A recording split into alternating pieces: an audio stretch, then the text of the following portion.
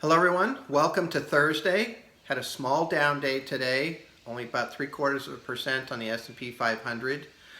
Still, moving around at the top of the range that we broke through earlier.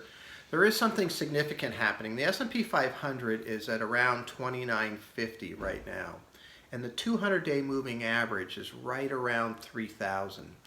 And that's significant to a lot of traders. There's a lot of people that trade on what's called technical analysis, where they look at the charts and make their decisions on that. And the 200-day moving average is one of the big ones. People talk about it all the time.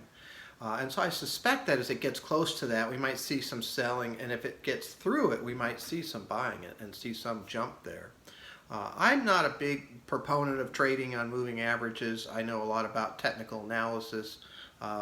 Just because I think it's important to understand it in order to figure out what might be going on. I do like the 200-day moving average as a trend indicator. So last year, the 200-day moving average was up all year. Even though we had some downturns, I felt more confident in those downturns as long as that trend was up.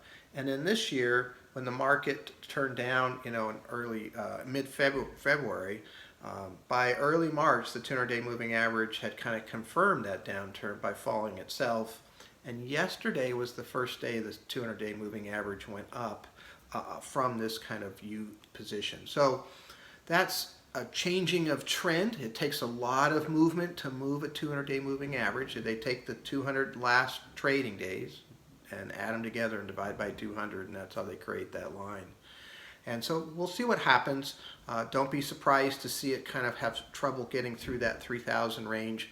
But if it does get through, we might see some movement pretty strongly to the upside, at least for a short period of time. So that's our report for the day. I hope I get a chance to talk to you tomorrow. Thank you.